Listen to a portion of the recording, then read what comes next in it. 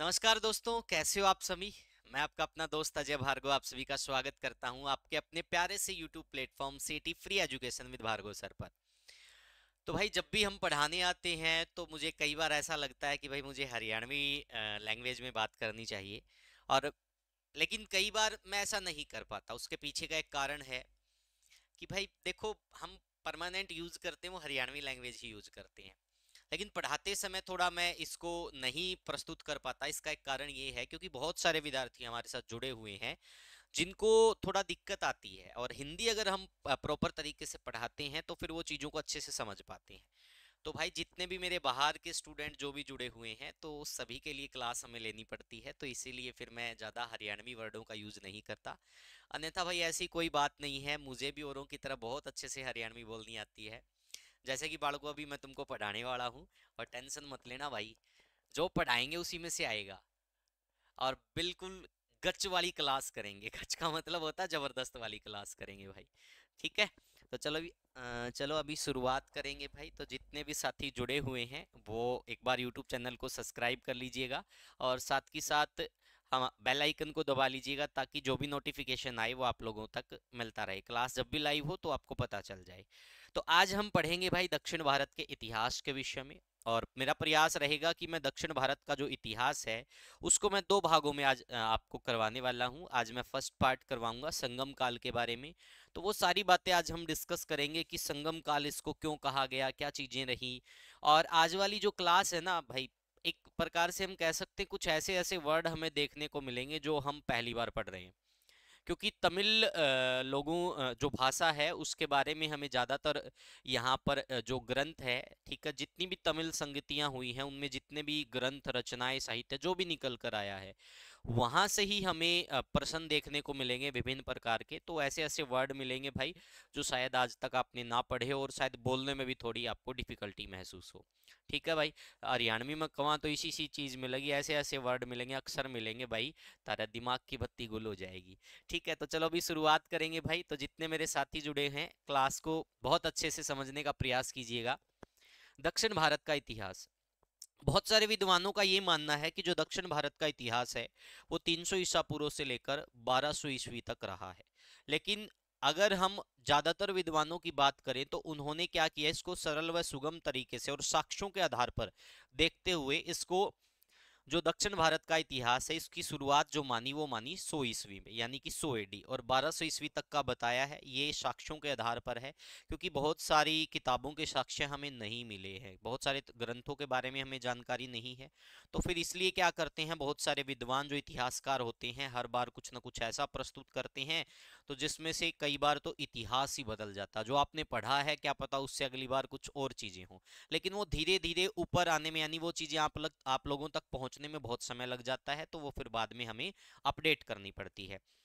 तो यहाँ पर हम देखेंगे दक्षिण भारत का इतिहास। तो इसकी जो हम शुरुआत मान के चल रहे हैं भाई, वो कब से मान के चल रहे हैं, वो हम मान के चल रहे हैं 100 ईस्वी से भाई।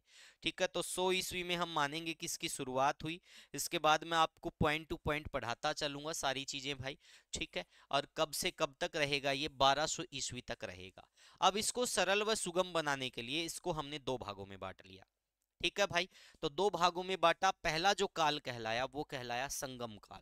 ठीक है। तो ये कब से कब तक का टाइम पीरियड है, ये 100 यानी कि 100 ईस्वी से 300 ईस्वी तक का ये पीरियड रहेगा। जो दूसरा पीरियड हमारा रहेगा, काल रहेगा, वो हम लेके चलेंगे 500 ईस्वी से 1200 ईस्वी तक का। पहले काल को क्या कहा गया, संगम काल। और इस संगम काल में हम विभिन्न राजवंश के बारे में पढ़ेंगे, चेर चोल व पांड्य। और जो दक्षिण भारत के राज्यवंश के हमें अब दूसरा पार्ट है उसमें हम पढ़ेंगे भाई पल्लव, राष्ट्रकूट, चालुक्य और चोल। जो ये वाले चोल हैं और ये वाले चोल हैं दोनों से अलग अलग प्रश्न देखने को मिलेंगे। पहले हम प्रयास करेंगे कि यहाँ से जो जो प्रश्न बन सकता है वो कवर करें, क्योंकि भाई आप लोगों के लिए भी थोड़ा अलग होगा। क्योंकि हरियाणा के अंदर आपने देखा होगा यहाँ से तो प्रश्न आ जाता है, लेकिन यहाँ से आई थिंक ना तो कहीं आपको क्लासेस वगैरह में पढ़ाया गया होगा और ना आप इसके बारे में ज़्यादा जानकारी रखते होंगे। तो मेरा प्रयास रहेगा, मैं आपको बिल्कुल point two point sequence wise classes चल रही हैं। प्राचीन भारत की आज मेरी 12वीं क्लास है। इसी YouTube प्लेटफॉर्म पर प्लेलिस्ट बना रखी है, जिसको भी प्राचीन भारत बहुत अच्छे से करना है, चाहे वो दिल्ली पुलिस की तैयारी कर रहा हो, चाहे वो रेलवे की तैयारी कर रहा हो, चाहे वो फिर अपने क्या कहते हैं भाई हरियाणा में एचटेट में एसएसटी के लिए तैयारी कर रहा हो, या फिर एचएसएससी एचपीएससी की तैयारी कर रहा हो। यहाँ तक भी मैं कह सकता हूँ कि अगर आप किसी स्टेट पीसीएस एग्जाम की तैयारी भी कर रहे हो तो प्री लेवल तक का आप इन क्लासेस में बहुत आसानी से कर सकते हो कवर भाई। तो चलो अभी सेशन की शुरुआत करेंगे भाई। एक तो पहला प्रश्न यही आ जाता है कि संगम काल के दौरान हम किन राजवंशों के बारे में पढ़ते हैं, तो चेर चोल व पांड्य। ये एक प्रश्न है जो परीक्षा में काफी बार पूछा गया है। तो यहाँ तक सारी चीजें क्लियर भाई। अब देखो यहाँ पर हम जानेंगे कि संगम काल क्यों कहा गया इसको। ऐसा बताते हैं कि जो दक्षिण भारत के अंदर क्या होता है भाई, जो कृष्णा नदी है और तुंगभद्रा जो नदी है, ठीक है, उसके दक्षिण में क्या स्थित है भाई, तो ये सारे के सारे एक प्रकार से कह सकते हैं ये राजवंश स्थित थे, जिसमें चेर चोल व पांड्य आते हैं। ठीक है, तो इनके विभिन्न प्रतीक हुआ करते थे। और उस समय मानते हैं कि इस समय की जो जानकारी है हमें, ठीक है, वो तीन तमिल संगीति यहाँ पर हुई थी, तो उन्हीं से ज्यादातर हमें देखने को मिलती है। और जो तीन तमिल संगतियां हुई थी, इसका मतलब ही वही होता, संगम का मतलब होता सभा और काल। जो तमिल कवियों की सभा बैठती थी भाई, उस जो संगीति उनकी हुई थी, उसी आधार पे इसको क्या कहा गया है, संगम काल कहा गया है। ठीक है भाई, तो यहां तक सारी चीजें क्लियर। चलो अब पॉइंट टू पॉइंट एक एक बात मैं आपको बताता चलूंगा भाई।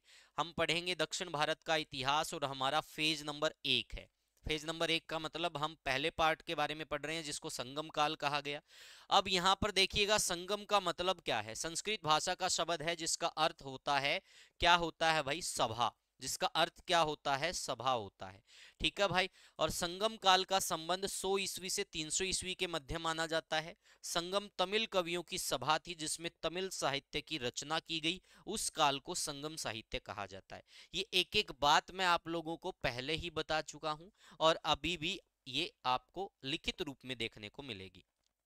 इस संगम साहित्य के अंदर हम किन किन राजवंशों के बारे में पढ़ेंगे, चेर के बारे में पढ़ेंगे, चोल के बारे में पढ़ेंगे और पांड्य वंश के बारे में पढ़ेंगे भाई। अब देखो ये भारत का आपको नक्शा दिखाई दे रहा है भाई, ठीक है। इसमें हम देखते हैं यहाँ पर आपको क्या चीजें नजर आएंगी भाई, ये ऐसे ऐसे यहाँ पर चीजें। ठीक है भाई, ये भारत का एक नक्शा है, एक बार इसको आप ध्यान से देखिएगा भाई।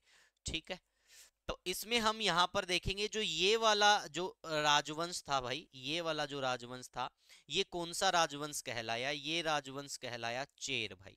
ठीक है, और इसका जो प्रतीक चिन्ह हुआ करता था, ठीक है भाई, वो धनुष बाण होता था। क्या था इसका प्रतीक चिन्ह, धनुष बाण इसका प्रतीक चिन्ह था। यानी कि पहले जो राजवंश हुआ करते थे, आपको पता है, अब हर एक का क्या होता था, अपना झंडा होता था और अपना डंडा होता था। जैसे आज राजनीतिक पार्टियों का होता है, सेम एज इट इज पहले भी हमें देखने को मिलता, क्योंकि ये जो परंपराएं हैं ये पहले से चली आ रही है। तो इनका जो प्रतीक चिन्ह था भाई, वो क्या था, धनुष और बाण था। ठीक है भाई। इस तरफ हम देखेंगे जो ये वाला हिस्सा है, ये वाला जो हिस्सा है, ये किसका था भाई, ये था चोलों का भाई। ठीक है, अब इनका जो प्रतीक चिन्ह होता था वो था बाघ। ठीक है भाई, इनका प्रतीक चिन्ह क्या था, बाघ था। अब जो ये वाला आपको नजर आएगा, यहां पर हम देख रहे हैं, ये क्या हो गया, पांड्य हो गया भाई। ये क्या हो गया भाई, पांड्य। तो इनका जो प्रतीक चिन्ह था वो था मछली भाई। ठीक है, वो क्या था, मछली। अब यहां पर हम मान के चल सकते हैं भाई, यहां पर हम मान के चल सकते हैं कि एक नदी बहती थी भाई, कृष्णा नदी। ठीक है भाई। ठीक है, और उस कृष्णा नदी और एक तुंगभद्रा नदी के जो दक्षिण में, दक्षिण यानी कि नीचे वाला हिस्सा होगा, वहां पर हमें क्या देखने को मिलेगा, इन तीनों राजवंशों का उदय होता है। ठीक है, और इसी के टाइम पीरियड के दौरान ही तीन तमिल संगतियां होती हैं जिनसे दक्षिण भारत के राजवंशों के बारे में जानकारी मिलती है। और जो तीन तमिल संगतियां हुई थी भाई, वो माना जाता है क्या था भाई, वो सभा थी तमिल कवियों की। और उसी आधार पर क्या कहा जाता है कि ये जो टाइम पीरियड था ये क्या कहलाया, ये कहलाया भाई संगम काल भाई। और इसमें हम चेर चोल व पांड्य को पढ़ेंगे। यहां तक सारी चीजें क्लियर भाई। चलो अब इसके बाद आगे देखेंगे। ठीक है भाई, पॉइंट टू पॉइंट डिस्कस करते चलेंगे भाई। यहाँ पे देखिएगा भाई, ये हमारा क्लियर हो गया है। उसके बाद देखेंगे, देखो कृष्णा और तुंगभद्रा नदियों के दक्षिण में स्थित, मैंने आपको यहाँ पर बताया था स्पष्ट तौर पर कि हम मान सकते हैं लगभग यहाँ पर आपको कृष्णा नदी बहती हुई नजर आ रही है, मान लो। और उससे जो दक्षिण यानी कि नीचे का हिस्सा, ऊपरी हिस्सा तो उत्तरी कहलाता, तो नीचे का जो हिस्सा क्या होगा, दक्षिणी। तो यहाँ पर आपको इन तीनों राज्यों के बारे में पढ़ने को मिलेगा। तो ये आपसे पूछा जा सकता है किन नदियों के मध्य है, तो ये भी आपसे दक्षिण में, तो कृष्णा और तुंगभद्रा नदियों के दक्षिण में स्थित प्रायद्वीपीय भारत, जिसे तमिलकम्बी कहा गया। क्या कहा गया? तमिलकम्बी या मुंच चांगम्बी कहा गया। आपसे दोनों फैक्टों के बारे में पूछा जा सकता है, और जो जो फैक्ट संभव है परीक्षा की दृष्टि से, यकीन मानिएगा मैं उस सभी फैक्टों को आपको करवाऊंगा भाई, ठीक है। क्योंकि एक टीचर का दायित्व होता है हर एक उस बात से आप लोगों को रूबरू करवाना जो परीक्षा की दृष्टि से महत्वपूर्ण है, ठीक है। तो बालकों, कॉपी पेन ठा लो और बढ़िया वाली तैयारी करेंगे भाई, ठीक है। तो यहां पर हम देखेंगे ये 3 राज्यों में विभाजित किया गया भाई इस पूरे के पूरे टाइम पीरियड को, चेर, चोल व पांड्य। तो चेर का अगर प्रतीक आपसे पूछ लिया जाए, क्या पूछ लिया जाए? प्रतीक। तो ये धनुष है और इसमें बाण, ठीक है, तान रखा है, तो ये क्या हो गया? धनुष बाण भाई। ये क्या हो गया? धनुष बाण।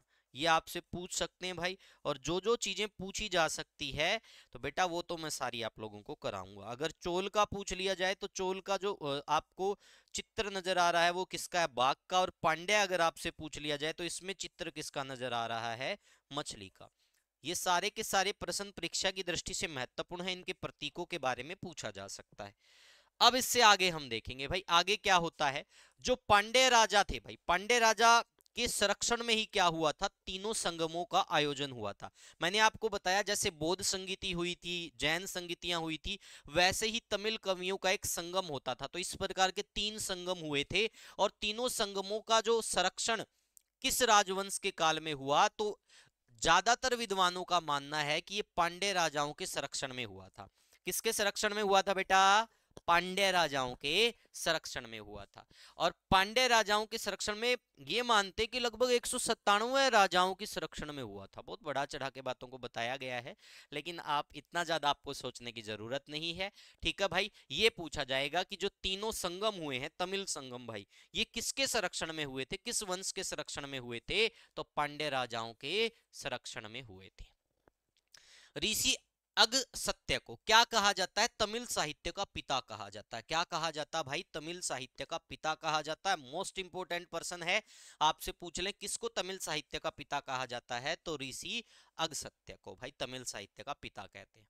दक्षिण भारत का वर्णन करने का श्रेय भी इन्हीं को दिया जाता है, क्योंकि भाई आपको पता ही होगा, यहाँ पर भी हम देखेंगे कि जो 3 संगम हुए थे तमिल लोगों के, कवियों के, जो उसमें अध्यक्षता जो की थी भाई वो ऋषि अगस्त्य ने ही की थी, अगस्त्य ने ही की थी।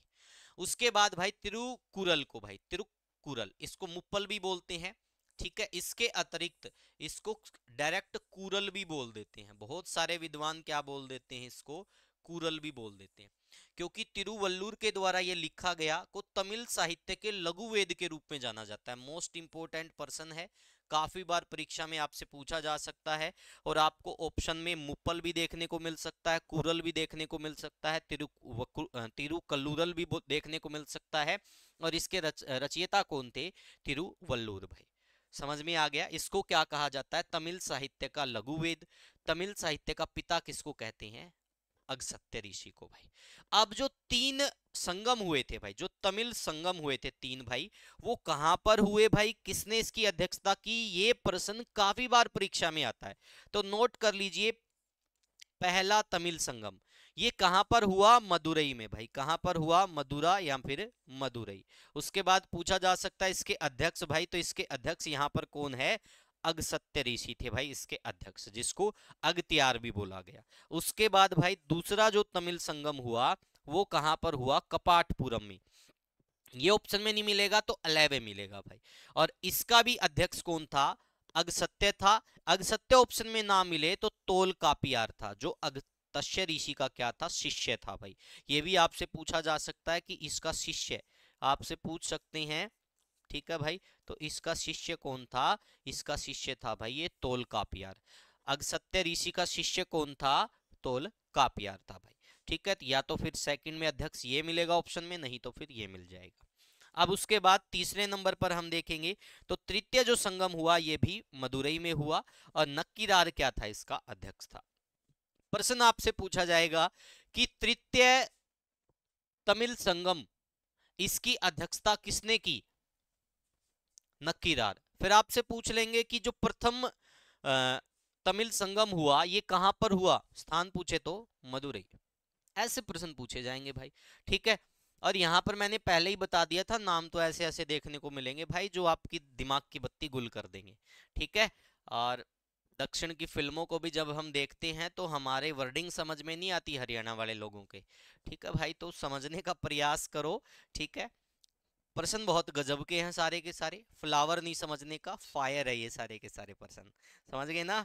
जो पुष्पा वाली लाइन याद आ गई मेरे को, पुष्पा समझ के फ्लावर नहीं समझने का, भाई फायर है, तो सारे प्रश्न फायर हैं।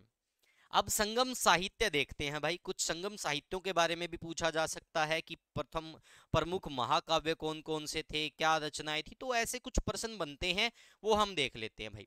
संगम साहित्य भाई, इस युग की प्रमुख रचनाओं को देखो, पाथीनेन मेल कनक्कू, नाम ऐसा है भाई, पाथीनेन मेल कनक्कू। अब मेल कनक्कू वर्ड जो ये है, ये कोनेकू वर्ड ये होते थे लगभग लगभग, ये राजाओं के लिए प्रयोग होते थे भाई, ऐसा मानते हैं। तो इसमें 18 प्रमुख रचनाएं थी वर्णात्मक, और पाथीनेन मेल कनक्कू या पाथीनेन पाथीनेन कील कनक्कू भाई, ये 18 गौण रचना, ये शिक्षाप्रद थी। तो इन वर्गों में इनको विभाजित किया गया भाई। पाथीनेन मेल कनक्कू को एतु तोके और पथुपत्तु में विभाजित किया गया। इन रचनाओं के अतिरिक्त तोलकापियम जो तमिल व्याकरण का प्राचीन ग्रंथ है, आपसे पूछा जाएगा तोलकापियम का संबंध किससे है, तो तोलकापियम का संबंध किससे हुआ, तमिल व्याकरण ग्रंथ। ऐसे प्रश्न परीक्षाओं में आते हैं, और ये मोस्ट इंपोर्टेंट है भाई। जहां मुझे ये लगेगा कि यहां से प्रश्न बनेगा, वहां पे मैं आपको क्लियर कट बता दूंगा कि ये प्रश्न परीक्षाओं में आ भी चुका है और यही प्रश्न पूछा भी जा सकता है। तो जो तोलकाप्यम है भाई, ये तमिल व्याकरण का क्या है, प्राचीन ग्रंथ है भाई। यहां तक सारी चीजें क्लियर भाई। उसके बाद नेक्स्ट देखते हैं 5 प्रमुख तमिल महाकाव्यों के नाम।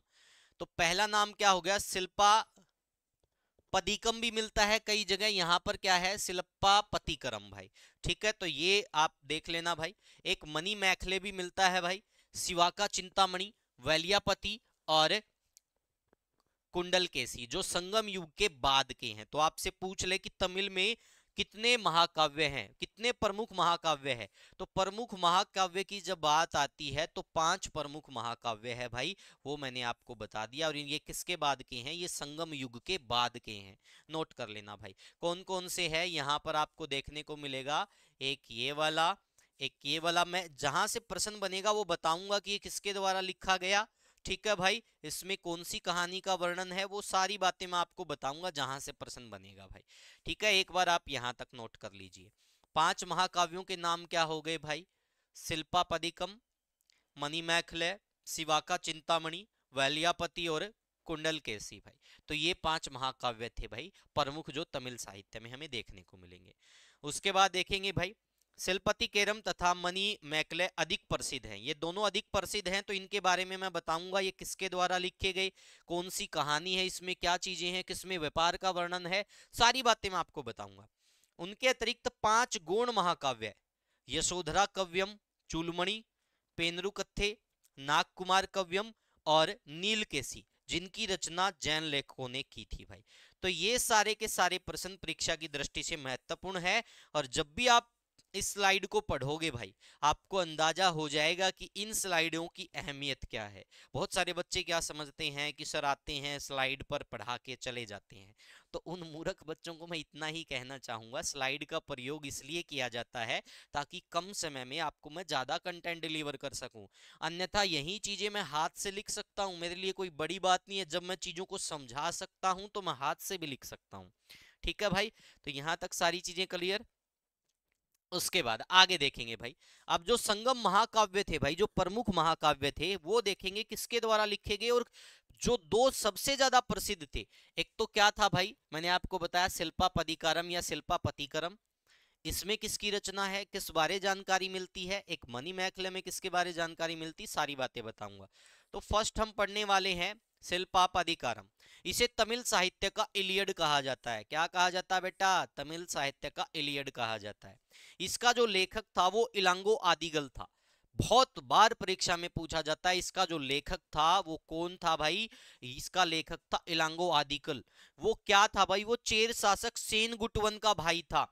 सेनगुटवन बहुत प्रसिद्ध चेर शासक हुआ है, उसका भाई कौन था भाई? उसका भाई था इलांगो आदिगल भाई। ठीक है, और बहुत बार तो ये भी पूछ लेते हैं कि इसमें किसको नायक बनाया गया है, तो इसमें कई बार सेनगुटकम भी ऑप्शन में मिल जाता है। ठीक है, इसके ग्रंथ में। यह कहानी एक व्यापारी कोवलन और उसकी पत्नी कणगी की कहानी है भाई। ये किसकी कहानी है? किसकी कहानी है? व्यापारी कोलवन। तो यहां पर नोट कर लेना भाई, आपसे पूछेंगे शिल्पा पदिकारम में, ठीक है भाई, किसका जिक्र मिलता है, किससे संबंधित जानकारी मिलती है? तो ये तमिल साहित्य का जो संगम महाकाव्य है, इससे हमें व्यापारी यानी कि उस समय व्यापार की जानकारी भी मिलती है। और इस कहानी में किसका एक जिक्र है भाई? कोवलन और उसकी पत्नी कणगी की कहानी का जिक्र देखने को मिलता है भाई। ठीक है, तो यहां तक सारी चीजें क्लियर। यहां पर इसका लेखक पूछा जाता है, तो लेखक कौन होगा? इलांगो। कौन होगा भाई? इलांगो। शिल्पापदिकारम, इलांगो क्या होगा? इसका लेखक होगा। क्या बोलते हैं इसको? इसको बोला जाता है तमिल साहित्य का इलियड। ठीक है भाई, इलांगो कौन था?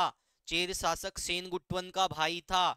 इसमें किसकी जानकारी मिलती है हमें? उस समय के व्यापार की जानकारी मिलती है। इसके अतिरिक्त किसकी कहानी है ये? कोवलन और उसकी पत्नी कणगी की। आगे मैं बताता हूं कि जो चेर शासक सेनगुट्टवन था, वो लाल चेर कैसे कहलाता है। ठीक है भाई, उसने कणगी माता का या पत्नी पूजा किस प्रकार से आरंभ करवाई, कहाँ मंदिर बनवाया, क्या चीजें रही, सारी बातें डिस्कस करेंगे भाई। ठीक है, तो यहां तक सारी चीजें क्लियर। पहला हमारा महाकाव्य कंप्लीट। तो अब हम आगे बढ़ते हैं। दूसरा जो हमारा महाकाव्य है वो मणिमेखले है। इसको मणिमेखले भी बोलते हैं। इसका अर्थ क्या होता है? मणियों से युक्त कंगन। लेखक इसका कौन है? इसका लेखक है चितलाई चतनार, या फिर इसको बहुत सारे विद्वान शीतले सतनार भी बोलते हैं। ठीक है भाई, ये पूछे जाते हैं। यह शिल्पापदिकारम की उत्तर कथा है, यानी उसके बाद की कहानी है। जो घटनाएं शिल्पापदिकारम में लिखी गई, उसके बाद की घटनाएं इसमें है। मणिमेखले इस कथा की नायिका है। यह माधवी तथा कोलवन की पुत्री थी। किसकी पुत्री थी भाई? जो पीछे हमने देखा, कोलवन और उसकी पत्नी कणगी का भी जिक्र है भाई। ठीक है, यहां पर सारी चीजें आपको देखने को मिलेगी। बहुत सारी जगह भाई यहां पर उसकी पत्नी का जो नाम है माधवी भी देखने को मिलता है। ठीक है, कभी कणगी सोचो तो फिर ये हो जाए कि भाई ये कहां से आ गया। तो यहां तक सारी चीजें क्लियर। इसको तमिल साहित्य का ओडिसी कहा जाता है। क्या कहा जाता है? तमिल साहित्य का ओडिसी कहा जाता है भाई। याद करो भाई सीधा, मणिमेखले, मणियों से युक्त क्या हो गया? कंगन। ठीक, इसकी नायिका, इसके लेखक का नाम, ये क्या है? शिल्पादिकारम की उत्तर कथा है। ठीक है भाई, चलो अब इससे आगे देखते हैं। अब मैं पूरी हिस्ट्री बताऊंगा तो वो कोई फायदे वाली बात नहीं है तुम्हारी, सिर्फ पॉइंट टू पॉइंट पढ़ लो भाई। तीसरे नंबर पर जीवक चिंतामणि, इसको शिवाका चिंतामणि भी कह देते हैं। लेखक इसका क्या है? तिरुवत देवपर भाई, जैन कवि एवं संत है। तो ये क्या था भाई? इसके बारे में जो बाकी दो हैं वो परीक्षा में पूछे नहीं गए, तो उनके बारे में ज्यादा नहीं पढ़ेंगे। अब हम पढ़ेंगे चेर वंश के बारे में भाई। पहला जो हमारा पॉइंट रहेगा किसके बारे में? चेर वंश के बारे में। फिर हम पढ़ेंगे चोल के बारे में, फिर पांड्या के बारे में। तो चेर वंश के बारे में ध्यान से देखो। जो वर्ड होता है उसका अर्थ क्या होता है? बहुत सारी जगह दिया मिलेगा पर्वतीय प्रदेश, और कई जगह आपको देखने को मिलेगा क्या? पहाड़ की गिरावट को क्या कहा गया? चेर कहा गया। ठीक है भाई, तो मोस्ट इंपोर्टेंट फैक्ट है, काफी बार परीक्षा में आता है। इसका जो प्रतीक चिन्ह क्या है? धनुष बाण। ये बात मैं आप लोगों को बता चुका हूं। शासन क्षेत्र क्या था? चेरों का जो शासन है पश्चिमी तमिलनाडु और केरल के अधिकांश हिस्सों में वंजी से कुकरूर तक था भाई। और ऐसा बताते हैं, जो राजधानी भी अगर आपसे पूछ लिया जाए कि चेरों की राजधानी कौन सी थी, तो बहुत सारे विद्वान कहेंगे वंजी थी, कोई कहेगा कुरूर थी। तो दोनों ही आपको राजधानी ऑप्शन में देखने को मिलेंगे भाई। ठीक है, वांजी की पहचान जो है वो किस रूप में करते हैं? चिरापल्ली के निकट वर्तमान करूर के रूप में की जाती है। कुछ विद्वानों ने इसकी पहचान केरल में त्रिशूर के निकट कोडंगुल्लूर के रूप में की है भाई। इसकी राजधानी देखो संभवतः क्या है? वंजी या करूर। और केरल का प्राचीन नाम भी आपको चेरलम देखने को मिलता है। इसलिए बहुत सारे विद्वान कह देते हैं कि केरल का दूसरा या उपनाम क्या हो गया? चेर हो गया। लेकिन जो केरल का प्राचीन नाम था वो चेरलम था, चेर नहीं था। ये नोट कर लेना भाई। यहां तक सारी चीजें क्लियर, समझ में आ गया पॉइंट टू पॉइंट। शब्द का अर्थ, धनुष बाण, शासन क्षेत्र, राजधानी, ये सारी बातें मैंने आपको क्लियर करवा दी भाई। तो ये किसके बारे में है? चेर वंश के बारे में। अब यहां से संबंधित स्रोत कौन कौन से हैं कि कहां से हमें चेर वंश की जानकारी मिलती है? तो देखो, संगम चेरों का इतिहास पातिरु पतु से प्राप्त होता है, जिसमें 8 रचना कोश संकलित है। ईसवी युग की प्रारंभिक शताब्दियों के पुगलपुर तमिल ब्राही लेख में भी है चेर शासकों की वंशावली का उल्लेख मिलता है। तो इन दोनों के बारे में आपसे पूछा जा सकता है, इसको मैंने रेड कर रखा है ताकि आप लोग इन चीजों को समझ सके भाई। इसको ऐतरेय ब्राह्मण ग्रंथ में केरल पुत्र कहा गया, संस्कृत नाम से भी यही जानकारी मिलती है। अशोक के दूसरे शिलालेख में इसे केरल पुत्र कहा गया। इस राजवंश को कुलशेखरा राजवंश भी बोला जाता, बहुत सारे विद्वान इसको कुलशेखरा राजवंश भी बोल देते हैं। तो ये किसके बारे में पढ़ रहे हैं? ये हम चेर वंश के बारे में पढ़ रहे हैं। तो चेर वंश के स्रोत अगर आपसे पूछ लिया जाए, परीक्षा में ऐसा प्रश्न आ चुका है, या तो पातरुपतु के बारे में पूछेगा या पुगलपुरु के बारे में पूछेगा। ठीक है भाई, समझ में आ गया यहां तक? चलो भाई आगे देखिएगा। लाल चेर चेर वंश के राजा सेनगुट्टन का एक नाम था। देखो सेनगुट्टन क्या था? सेनगुट्टन भाई चेर वंश का एक प्रसिद्ध शासक था। ठीक है भाई, इसको क्या कहते थे? इसको लाल चेर भी बोला जाता था। ठीक है भाई, सेनगुट्टन को इसको अच्छे चेर भी कहा जाता था, नोट कर लेना भाई। वह चेर वंश के सबसे महान राजा माने जाते हैं। उन्होंने चेर राज्य में पत्नी पूजा की शुरुआत की। आपसे पूछा जा सकता है चेर राज्य में पत्नी पूजा की शुरुआत करने वाला राजा कौन था? तो पत्नी पूजा की शुरुआत करने वाला राजा था भाई सेनगुट्टवन। कौन था भाई? सेनगुट्टवन। और इसको क्या कहा जाता था? इसको लाल चेर भी कहा जाता था, अच्छे चेर भी कहा जाता था।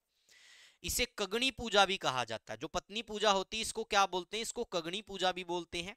यह श्रीलंका का जो एक गजबाहु था भाई, उसके समकालीन था। ठीक है, श्रीलंका का एक शासक हुआ गजबाहु, उसके समकालीन था, ये भी आपसे पूछ सकते हैं। वह दक्षिण भारत से चीन के लिए दूत भेजने वाला क्या था? पहला भारतीय राजा था। यानी जिसने दक्षिण भारत से क्या किया? चीन में क्या भेजे? राजदूत कह सकते हैं या दूत कह सकते हैं, भेजे थे भाई।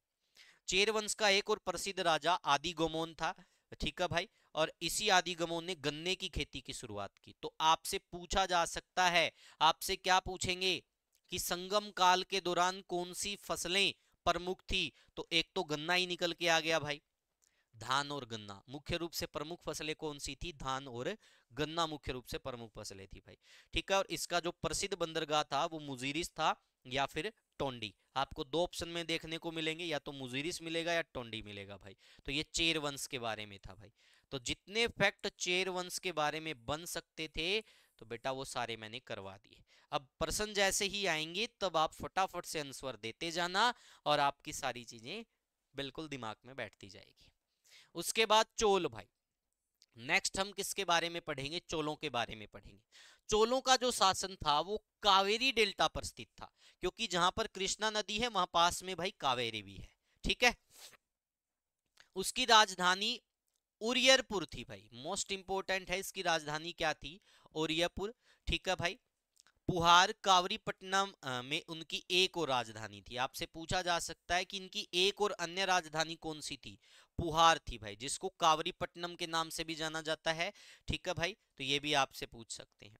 उसके बाद में भाई जो क्या था? बंदरगाही शहर भी था। जो क्या था भाई? एक बंदरगाही शहर भी था। कौन? पुहार, जिसको कावरीपट्टनम भी कहा जाता है। करिकला इस वंश का प्रसिद्ध राजा था। इसने चेरा पांड्य और 11 छोटे सरदारों को के संघ को हराया। उसके शासनकाल के दौरान व्यापार और वाणिज्य का विकास हुआ। पहर के बंदरगाह, ये पहर यही हो रहा भाई, पहर को हम पुहर भी लिख सकते हैं, के बंदरगाह शहर की स्थापना और कावेरी नदी के किनारे 160 किलोमीटर तटबंध का क्या करवाया? इसने निर्माण करवाया। तो आपसे पूछा जा सकता भाई करिकला ने क्या किया? करिकला ने भाई एक किस स्थान की स्थापना करवाई? इस पुहार की, जिसको कावेरी पट्टनम भी बोला जाता है, और एक बंदरगाह था। इसकी स्थापना किसने करवाई थी? इसकी स्थापना करिकला ने करवाई थी। तो आपसे पूछें कि चोल वंश का प्रसिद्ध शासक कौन था? करिकला। इसके समय पे क्या हुआ? व्यापार को प्रसिद्धि मिली, और साथ में किसको भाई? वाणिज्य का भी विकास हुआ। इसने 160 किलोमीटर लंबा क्या बनाया भाई? एक तटबंध बनवाया, बांध बनवाया भाई। किस नदी के किनारे? कावेरी नदी के किनारे। किसने बनवाया? करिकल्ला ने भाई। किसने बनवाया? करिकल्ला। समझ में आ गया? ठीक है भाई, तो ये सारा जिक्र करिकल्ला का था। इसमें एलारा एवं नेदुनु किल्ली जैसे शासक भी हुए हैं, बाघ उनका प्रतीक था। एलारा के बारे में बताया जाता है, इसने भाई लगभग श्रीलंका के ऊपर 50 वर्ष तक कंट्रोल किया भाई, यानी कि शासक को जीता या जो भी चीजें की, तो ये इसके बारे में बताते हैं। खासकर पूछा जाता है करिकल्ला के बारे में। तो करिकल्ला ने किसका निर्माण करवाया? तो इसने निर्माण करवाया भाई किसका? कावेरी पट्टनम का भाई, ठीक है, पुहार का, जो क्या था इस समय का बंदरगाह था। तो ये इसी ने इसकी स्थापना की थी भाई, ठीक है। किसने की यहाँ पे मैं लिख देता हूं।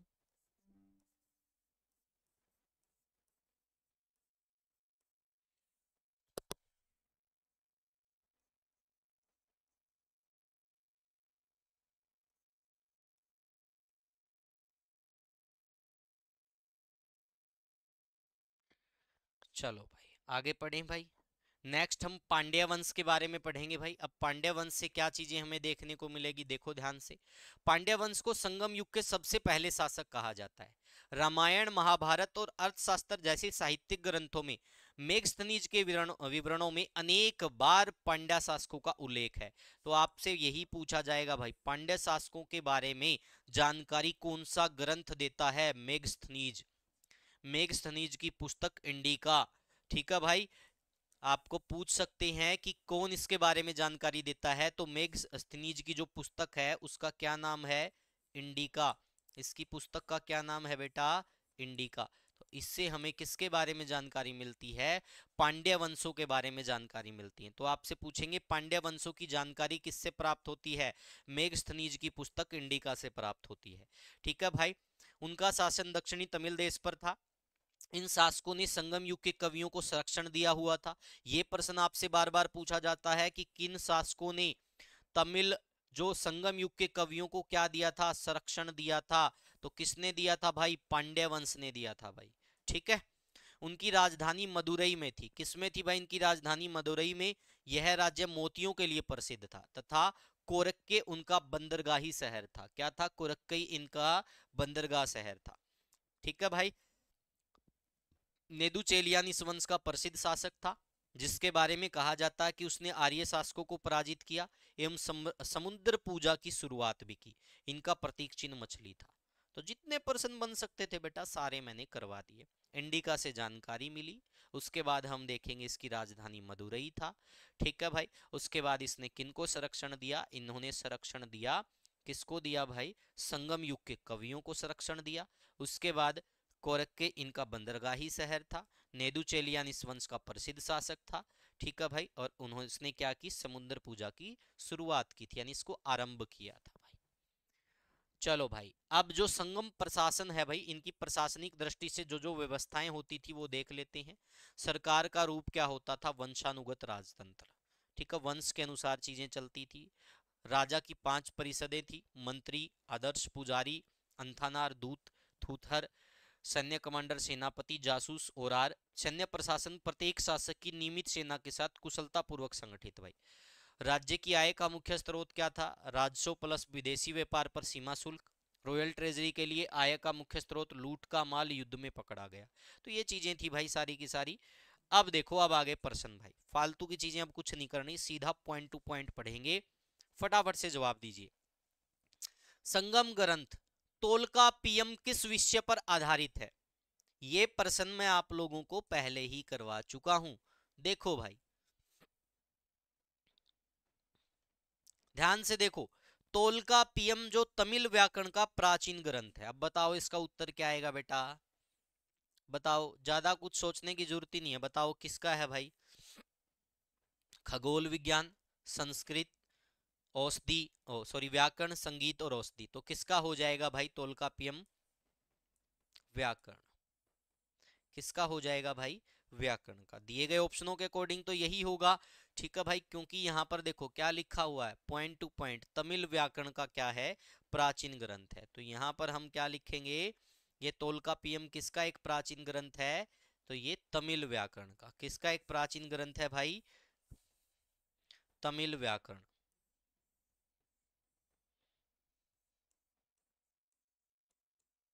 तमिल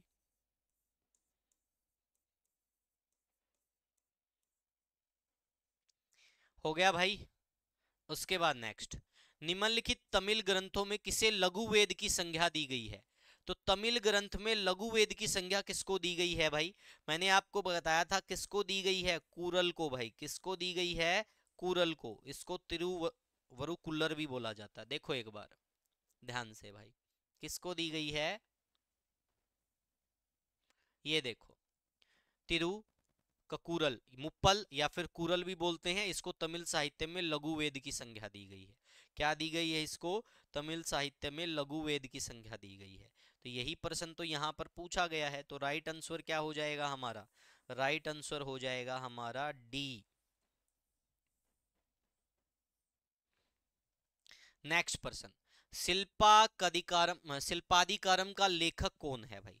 शिल्पाधिकारम का लेखक कौन है? तो मैंने आपको बताया था इसमें व्यापार से संबंधित जानकारी मिलती है। कोवलन, माधवी, कगनी, ये हमें जिक्र देखने को मिलता है। तो इसका लेखक इलंगो था। और इलंगो किसका भाई था? सेनगुटन का भाई था भाई। तो यही प्रश्न यहाँ पर पूछा गया। तो राइट आंसर क्या हो जाएगा? इलिंगो। ठीक है, इसमें किसकी जानकारी मिलती है? व्यापार की। प्राचीन भारत में संगम था। मोस्ट इंपोर्टेंट पर्सन है भाई। प्राचीन भारत में संगम क्या था भाई? संगम किसको कहा गया है? बताइएगा भाई, संगम किसको कहा गया है? किसको कहा गया? तमिल कवियों का संज्ञा मंडल, तमिल राजाओं के दरबारी कवि, तमिल बस्ती, या महापाषाण? अभी तो मैंने आपको बताया था संगम काल किसको कहा गया। तमिल कवियों का जो संगम था या मंडल था या संघ था या संगीति थी, उसको क्या कहा गया? उसको कहा गया संगम भाई। उसको क्या कहा गया? संगम। संगम काल के दौरान कृषि की प्रमुख फसलें कौन सी थी? ये बात मैं आपको बता चुका हूं क्लास के अंदर। तो बताइएगा, धान व गन्ना थी, गेहूं व धान थी, गेहूं और जौ थी, धान और कपास थी। Which one is the correct answer? फटाफट से जवाब दीजिए, फिर आपका क्वेश्चन जो भी उत्तर रहेगा वो लॉक कर देंगे भाई। तो बताओ इसका उत्तर क्या रहेगा? तो इसका उत्तर रहेगा धान व गन्ना। क्योंकि गन्ने की खेती की शुरुआत किसने करवाई थी? आदिगोलन ने। वो मैंने आपको बता दिया था। ठीक है भाई। उसके बाद तृतीय संगम हुआ था। बताओ भाई, तृतीय संगम कहां पर हुआ था? तृतीय संगम भाई मैंने आपको बताया 3 तमिल संगति है भाई, उन्हीं को हम संगम बोल देते हैं। पहला मदुरई में हुआ, ठीक है भाई। दूसरा पुलकारम, ऐसा पुटकारम समथिंग था। और तीसरा भी मदुरई में हुआ था। तो राइट आंसर क्या हो जाएगा? मदुरई। अब जिसको शक हो वो क्या करो भाई, जो मैंने आपको पढ़ाया है उसको बड़े ध्यान से पढ़ लेते, तो कभी शक आएगा ही नहीं। ये देखो भाई, पहला मदुरई, दूसरा कपाटपुरम और तीसरा भी मदुरई। तो यही तीसरा पूछा है ना, तो तीसरा हम बता देंगे भाई, हमको क्या दिक्कत है भाई। तो तीसरा हमारा मदुरई में। उसके बाद संगम कालीन साहित्य में कुनक्को एवं मनन किसके लिए प्रयोग हुआ है? प्रधानमंत्री, राजस्व मंत्री, सेनाधिकारी या फिर राजा? ये वर्ड भी मैंने आपको बताया था। तो बेटा फटाफट से जवाब दो, उत्तर क्या रहेगा? अब की बार मैं अपेक्षा करूंगा इसका उत्तर आप जरूर बताएं, क्योंकि क्लास में जो जो बातें बताई जाएं उसको बहुत अच्छे से समझा करो, देखा करो, तभी जाके ये चीजें आपकी क्लियर होंगी। तो इसका उत्तर क्या हो जाएगा? इसका उत्तर हो जाएगा राजा के लिए। किसके लिए यूज हुआ बेटा? राजा। अपन तो के क्या करा भाई, राजा, किंग। बट उस समय जो तमिल में क्या बोलते थे, कौन को? मन्ननन। ठीक है भाई, ये बोला जाता था। ये चीजें क्लियर? आगे बढ़े भाई, चलो। यहां तक सारी चीजें क्लियर भाई? किसी को कोई डाउट तो नहीं? कोई भी साथी अगर किसी को डाउट है तो क्वेश्चन जरूर पूछ लेना भाई। ठीक है भाई। उसके बाद नेक्स्ट देखेंगे अगला प्रश्न, उस तमिल काव्य संग्रह की पहचान कीजिए जिसमें चेर वंश के शासकों की प्रशंसा की गई है। बहुत ही बढ़िया प्रश्न है भाई। चेर शासकों की क्या की गई है? प्रशंसा। अब चेर शासकों की जानकारी मैंने आपको बताया 2 स्रोतों से मिलती थी। एक तो क्या था भाई? एक तो था पुगलपुर और दूसरा क्या था? पतिपुत्रु, ऐसा कुछ नाम था। तो ध्यान से देखो भाई, पातिरुपति। ठीक है भाई। और यही क्या चीज है भाई, ऑप्शन में आपको देखने को मिलेगा सेम। तो ये क्या है? क्योंकि बहुत सारे नाम है भाई, मिलते जुलते हैं। तो राइट आंसर क्या हो गया हमारा, ये हो गया बी। इन पे इनके नामों पे डाउट तो भाई एग्जामिनर को भी होता हो, पता नहीं क्या नाम दे देता है। संगमकालीन लेखक प्राचीन बंदरगाह कावरीपट्टनम को किस नाम से जाना जाता है? कावरीपट्टनम को किस नाम से जाना जाता है भाई? कावरीपट्टनम किसने बनाया था? कावरीपट्टनम बनाया था करिकालका ने, जो चोल वंश का प्रसिद्ध राजा था। और इसको पुहार भी बोला जाता है। ये एक प्रकार का बंदरगाह था। ये बात मैं आपको पहले ही करवा चुका हूं। जिसको शक हो वो क्लास में पीछे जाओ और अपना शक मिट के आओ भाई। हरियाणवी तो निकले जाओ, शक मिट के आओ, है ना। ये देखो, करिकाल का इसने क्या किया, कावरीपट्टनम को राजधानी बनाया, पुहार इसी को बोलते हैं। ये देखो बंदरगाह शहर था करिकाल का, पहर या पुहार।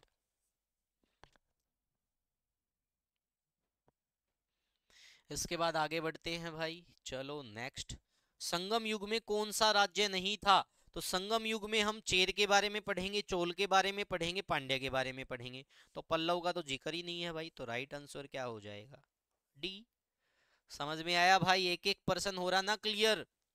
निम्नलिखित में से किसमें तमिल वासियों की व्यापारिक गतिविधियां संबंधी संदर्भ प्राय है?